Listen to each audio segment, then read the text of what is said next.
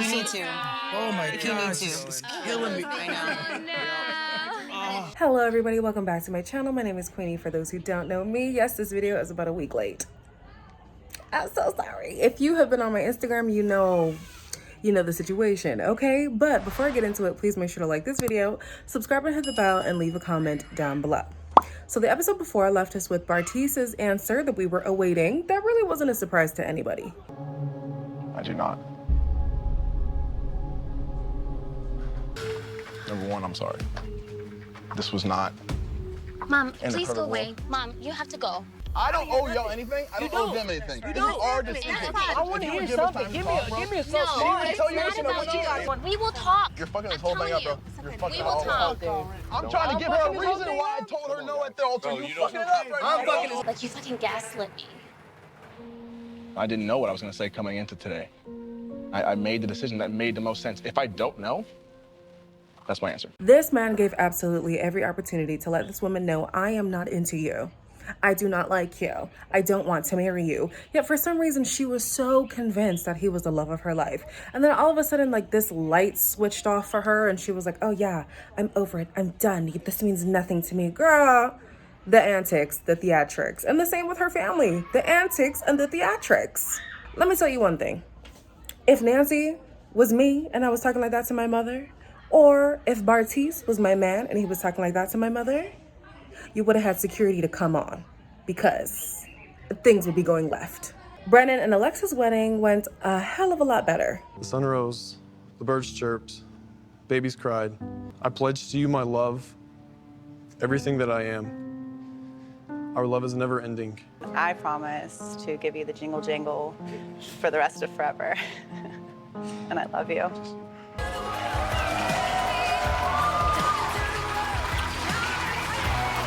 To, like, forever or whatever. To us. Forever. To us. To us. I'm not surprised at all that she said yes. I feel like, why would you say no to a man who's been smitten over you and you love that he's smitten over you? Her vows were very lackluster. Like, he was out here, you are the air that I breathe, the sun that sets, the water that flows. And she was like, you cool or whatever. Oh, what? Listen, you like it, I love it. Okay, they said yes and they're still together. So there's that. Cole and Zeneb start their vows with prayer. Prayer. I thank you for this man. I thank you that he knows you and loves you and follows you. You have insulted me. You have critiqued me. And for what it is worth, you have single-handedly shattered my self-confidence.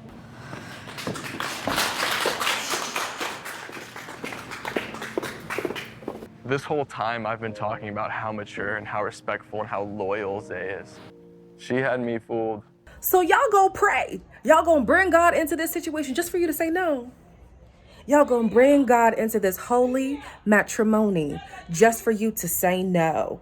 Please make it make sense. And I'm so sorry. Like, I understand what Zeneb was talking about. Like, he did say very unflattering things about her, to her, behind her back, all kinds of things. But the way that she handled it at the wedding, that was like some next level vindictive type of behavior.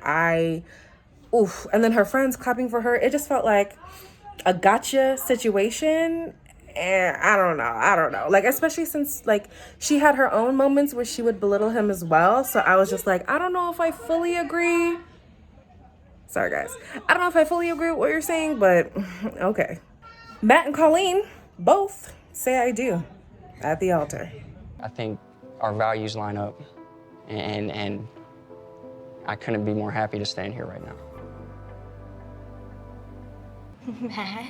Maddie. Maddie, I do. I didn't know what was gonna happen today. I didn't. And then as soon as I saw him over there, I was like, that's my man. It is taking every fiber in my being to search for the compatibility between these two, but apparently they see it. I feel like at the end of the day, she wanted to be loved after 2 rejections, and he was glad to be that person. And that's about it. So the couples who got together are still together. They start with Cole's brutal honesty, and baby, the room was so tense. First off, how are you, man? I'm all right. Yeah? Yeah. Cole never accepted that awareness of what he did was wrong as an engaged person with someone else. I can't believe you say that I didn't apologize, because that night we talked all night and all I did was apologize. I didn't get an apology from you until dinner, like weeks later. Maybe we don't use the word insane to describe it? Thank you, Brennan. No, I'm saying that's crazy to say that. Crazy, it's insane. It's the same thing. It's a synonym. Like that situation, I feel like is so small compared to It's a just- lot of the other things he did that are Yeah. not shown in it. Like watching it is infuriating. We can all agree that Cole did not speak the best to and about Zeneb, but I don't believe that it took him weeks to apologize. Like that, I refuse to believe. I don't know. I like it. Like he's not the best guy, but he's not the worst guy, you know? Raven and SK share that their decision at the altar was not the final decision about their relationship. I wouldn't use the word blindsided. I think I was just unprepared. So are y'all dating right now? Yeah. Oh my gosh, I'm so happy for you guys. I know. We've never been on this level in any other relationship. Like, from being apart, it makes it so much better when we're together. Listen, it was very clear from Raven's emotions that was very heartbreaking for her to have to end that relationship at the altar. And, you know, I guess that slow burn is real. That slow burn is real. I didn't believe in the relationship at the beginning. Clearly there's something there. Hopefully it's more than just the potential and it's actually like things that they currently possess that they love about each other. But yeah, they also touched, I didn't think they would, but they touched on Nancy and Raven's dislike for each other. Nancy is like that person, like, you see in Walmart from high school and you're like, "Ugh." She's a little negative. We did not spend a ton of time together. You don't see, there's like so many other girls in the lounge, right? So we were both kind of going off of first impressions. Nancy really is my girl, and I would never want her to feel bad about something I said. It's hard for me to reconcile that Nancy is not Nancy. Nancy, I feel like Raven's depiction of Nancy was pretty accurate, can't lie. But it's hard for me to reconcile the image of Raven that I have and the Raven that we actually saw, because she's a lot more compassionate and nice and kind than how you would perceive her to be. And I think that that's been something that she struggles with in life in general. And even the way that she handled the Bartiz situation, I was like, I did not see that coming, but she really held some great composure. She was very kind, very compassionate. Well, maybe not very, but you know, she was more kind and compassionate than I thought she would be. Speaking of Bartiz, his interest in Raven was addressed. No, there was no part of me that was like, I should have picked Raven over Nancy. It was hard to watch that. You know, I felt like embarrassed and ashamed of myself. I don't think the feelings were inappropriate. It's childish. I think that's like, those are the examples of like, I'm sorry, Bartiz, but like you were 25. It was getting dark, so we had to switch locations. Okay. What was I talking about? Bartiz's interest. Okay, so I do agree with him when he says that like his feelings were valid. You know what I mean? Like sometimes you do connect with somebody or you have a vision of something and then you wonder like, what if? But the way that he handled it was absolutely piss poor. But this is why I'm so confused. Why Nancy believed without a shadow of a doubt, allegedly, that this was the love of her life, that he was gonna say yes, that, you know, where, Nancy, where? It's the delusion for me. It is so hard for me not to draw parallels between the couple on The Ultimatum, if you watched The Ultimatum, if you didn't, go watch the reviews, and Matt and Colleen, because it's giving sunken place. Guys, congratulations. How are you guys doing? Yeah, we're good. Yeah, we're really good. You know, you saw me kind of getting upset every now and then, you know, but it's all real. It's all legitimate emotion. We actually do not live together yet. I know it sounds crazy. Yeah. You know, we got married in an unorthodox way, so we're doing marriage in an unorthodox way. I'm gonna spend the rest of my life with him, so I'm content. We are content. We're on the same page with how we're doing things. One thing that I will commend them on is the honesty. I will say they have been pretty candid on the fact that marriage is hard. And marriage to each other has been hard. And instead of them being like, oh, this is the best thing ever, like, we're going great. Spongy, get away from me, please. Go, Spongy. they've been like, no, it's hard. We are working our way through this thing.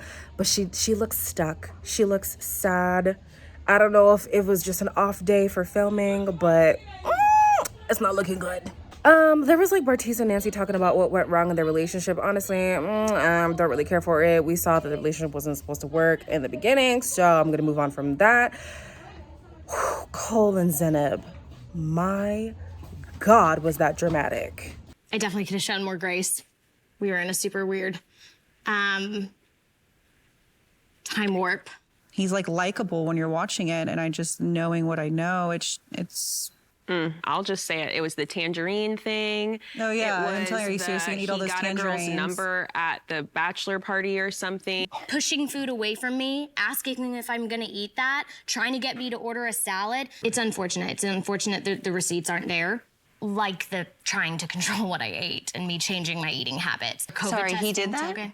Yeah, it was. That's hilarious. I never once cared about what you ate. What are you talking about? Destroyed your self-confidence. I've already done all these things. And like, why were you there? I'm not crazy. I'm not a pathological liar. If you have it, please air it. If I destroyed someone's self-esteem, like, then I regret it. I said some things that I would never say. And like, watching it destroyed me.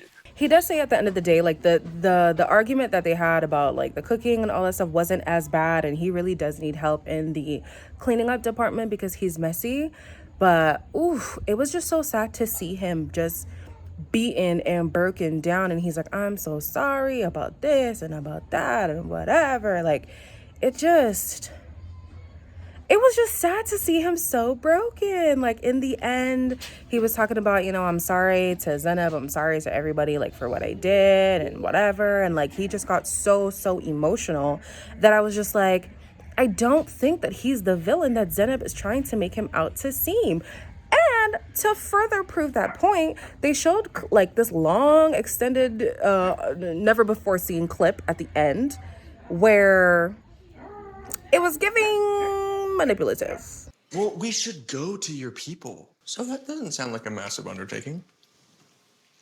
It wouldn't be. It wouldn't be if we were having like a reception in England. That's what I'm saying. Are you about to eat 2 of those? Maybe. That's a serving. You okay with that? You better save your appetito. You only had a banana today? Mm-hmm. Oh, are you getting wedding dress? Something like that. Wedding dress bod? Yeah. Like, if this is the body shaming that Zanab was referring to, I'm gonna need you to chill out, babe. It was not that deep, okay? It really was not that deep. So yeah, I don't know what's up with them. Clearly this man is still broken over the situation. I don't know how long ago the reunion was filmed, but I kind of feel sorry for Cole. Last but not least, Lexa and Brennan. Throughout the season, we really weren't getting too much about them, but basically she said being with this man has made her a better person. He's so like expressive with his love, and I'm over. And there was a conversation that we had. It wasn't shown that I asked him, like, does it bother you how sarcastic I am that I don't show things? It took time, and it really just, I've never been loved like the way that he loved me. She shares that her family wasn't really like that loving, super affectionate, emotionally expressive family. So like it was very foreign for her to be that way. And so being with Brennan, who is so forthright with his emotions, it brought that out of her. And she did admit that she was a mean person before, but now she's become nicer in dealing with him. So at least, our intuition was valid. So yeah, they also admitted that marriage is hard, and it definitely got harder once they moved in together. But I totally forgot to talk about Colleen and Matt. Y'all not living together? Because it's not financially like the right decision to... Baby, blink twice. 3 times even. Just once. Blink once. And we will come get you. Anyways, that is the end of this video. Like, comment, share, and subscribe as always. And I'll see you guys. I won't see you in the next one because it's over. See you guys next season.